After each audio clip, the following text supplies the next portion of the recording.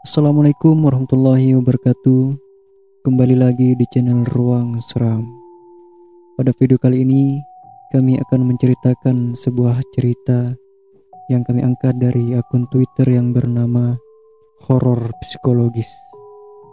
Bagi teman-teman yang ingin membaca langsung ceritanya, langsung saja klik link yang ada di deskripsi video ini. Langsung saja kita masuk ke ceritanya.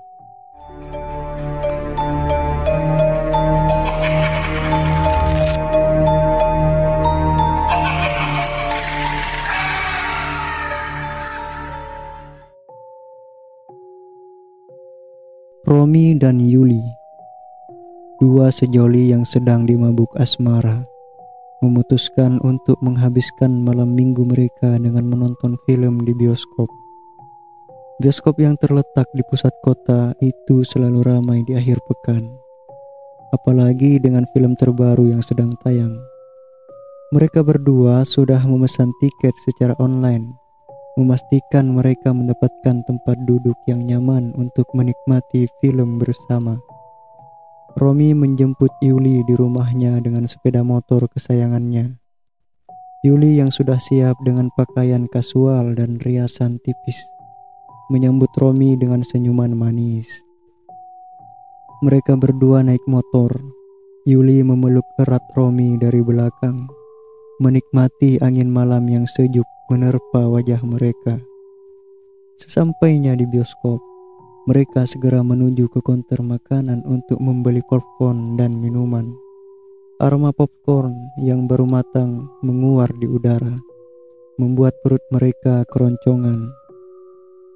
Mereka memilih popcorn ukuran besar dan 2 gelas minuman soda, lalu bergegas masuk ke dalam studio. Film yang mereka tonton adalah sebuah drama romantis yang mengharukan. Romi dan Yuli larut dalam cerita, tertawa dan menangis bersama. Mereka saling menggenggam tangan, sesekali berbisik mesra.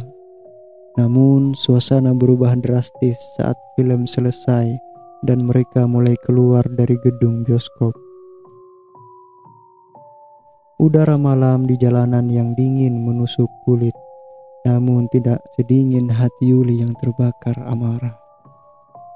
Entah apa pemicunya. Setelah obrolan terakhir di jalan depan pintu keluar parkiran bioskop, terjadi kesalahpahaman di antara mereka berdua. Pertengkaran hebat meletus di antara mereka.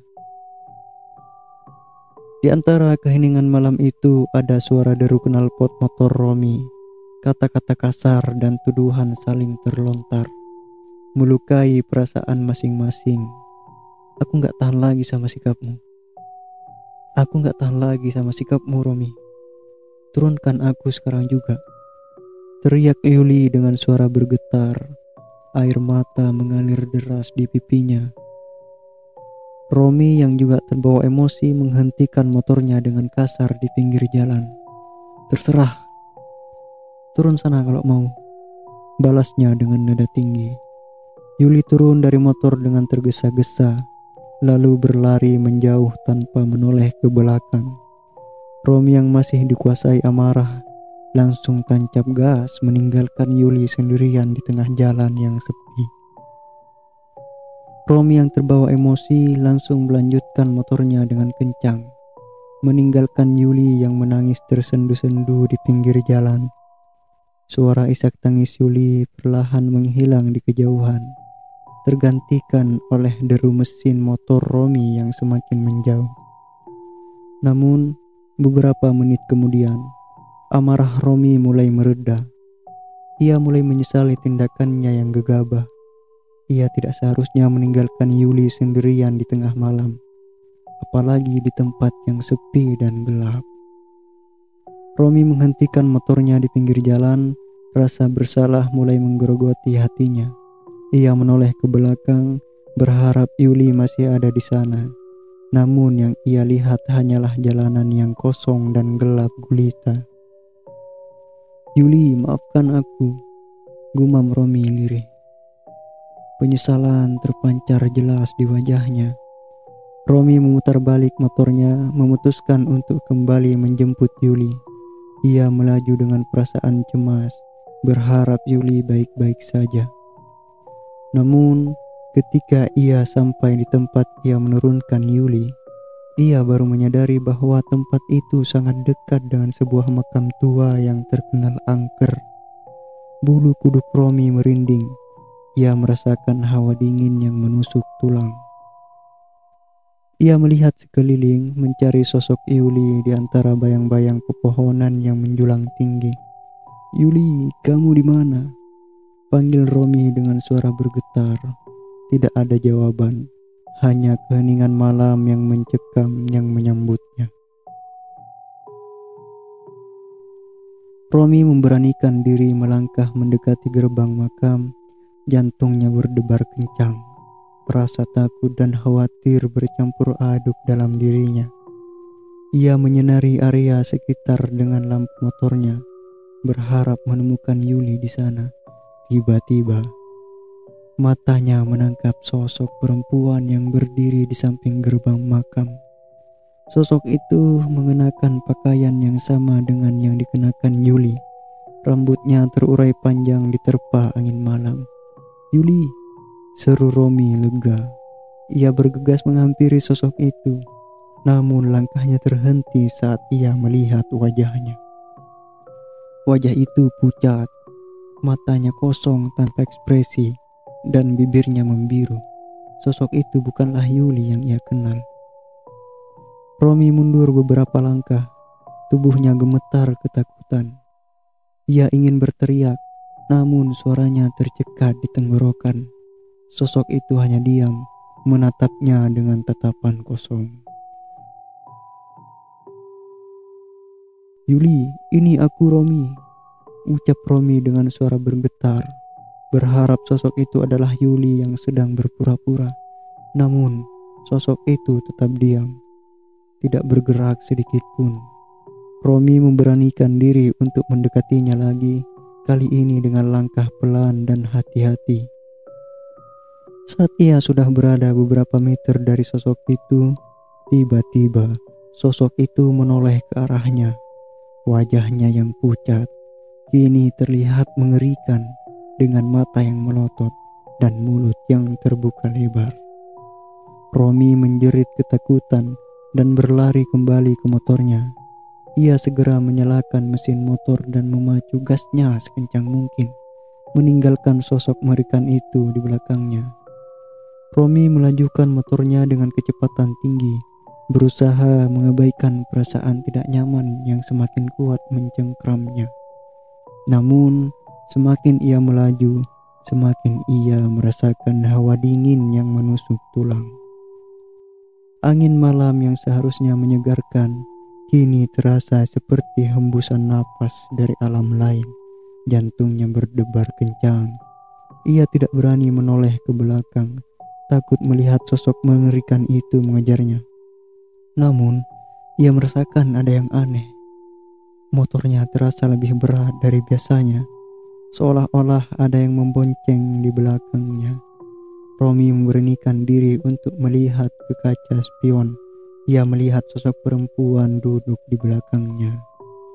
Perempuan itu mengenakan pakaian yang sama dengan yang dikenakan Yuli, namun wajahnya tidak terlihat jelas karena tertutup rambut panjangnya. Romi melirik sesekali lagi ke kaca spion. Sosok perempuan yang ia bonceng masih duduk diam. Rambut panjangnya menutupi wajah. Namun ada sesuatu yang aneh. Tubuh perempuan itu tampak kaku dan tidak bergerak, seolah-olah ia hanyalah sebuah boneka yang tidak bernyawa. Romi mencoba menenangkan dirinya, meyakinkan diri bahwa itu hanya perasaannya saja. Ia mencoba mengajak perempuan itu berbicara, namun tidak ada jawaban, hanya keheningan yang mencekam. Tiba-tiba, Romi merasakan sentuhan dingin di pinggangnya. Ia menoleh ke belakang, dan jantungnya hampir berhenti berdetak. Tangan perempuan itu, yang tadinya terkulai lemas, kini melingkar erat di pinggangnya. Tangan itu terasa dingin dan kaku seperti tangan mayat. Romi mencoba melepaskan tangan itu, namun cengkramannya terlalu kuat. Ia semakin panik, namun ia tidak bisa berhenti. Ia harus terus melaju, berharap bisa segera sampai di rumah Yuli dan melepaskan diri dari teror ini. Suara-suara aneh mulai terdengar di telinganya. Bisikan-bisikan lirih, tawa mengerikan, dan jeritan kesakitan bercampur aduk, membuat kepalanya terasa mau pecah. Ia merasa seolah-olah sedang berada di dalam mimpi buruk yang tidak berujung. Romi melirik lagi ke kaca spion. Wajah perempuan itu kini terlihat jelas. Kulitnya pucat, matanya melotot dengan tatapan kosong, dan mulutnya terbuka lebar, memperlihatkan gigi-gigi tajam yang menghitam. Romi menjerit ketakutan, namun suaranya tenggelam dalam deru mesin motornya. Ia berusaha mempercepat laju motornya, berharap bisa segera sampai di rumah Yuli melepaskan diri dari cengkraman makhluk mengerikan itu. Namun, semakin ia memacu motornya, semakin kuat cengkraman tangan perempuan itu di pinggangnya. Romi merasa tubuhnya semakin lemah, seolah-olah energi hidupnya sedang dihisap oleh makhluk itu. Tiba-tiba, motor Romi oleng. Ia kehilangan kendali dan motornya terjatuh. Romi terpental ke aspal, tubuhnya terasa sakit dan lecet. Ia berusaha bangkit, namun kepalanya terasa pusing dan pandangannya kabur. Ketika ia akhirnya berdiri, ia melihat motornya tergeletak di pinggir jalan, rusak parah. Namun sosok perempuan yang tadi memboncengnya sudah tidak ada. Romi terengah-engah ketakutan dan kebingungan. Ia tidak tahu apa yang baru saja terjadi.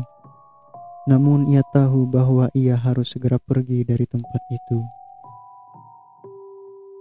Dengan sisa tenaga yang ia miliki, Romi meninggalkan motornya dan berjalan menuju rumah Yuli yang hanya beberapa meter dari tempat ia terjatuh. Ia berharap bisa menemukan Yuli di sana dan meminta bantuan. Namun, ketika ia sampai di depan gang masuk desa, ia melihat Yuli sudah berdiri di teras rumah, sedang berbincang dengan Alex, saudara sepupu Yuli. Romi tertegun, tidak percaya dengan apa yang ia lihat. "Yuli?" panggil Romi dengan suara lemah. Yuli dan Alex menoleh ke arah Romi. Alex tampak terkejut, sementara Yuli hanya menatap Romi dengan tatapan kosong. "Romi, kamu kenapa?" tanya Yuli dengan nada khawatir. Romi berjalan mendekati mereka, tubuhnya masih gemetar. Ia menceritakan semua kejadian aneh yang ia alami, mulai dari sosok misterius di makam hingga penampakan di boncengan motornya. Yuli dan Alex mendengarkan cerita Romi dengan seksama. Alex tampak tidak percaya, namun Yuli hanya diam, wajahnya semakin pucat.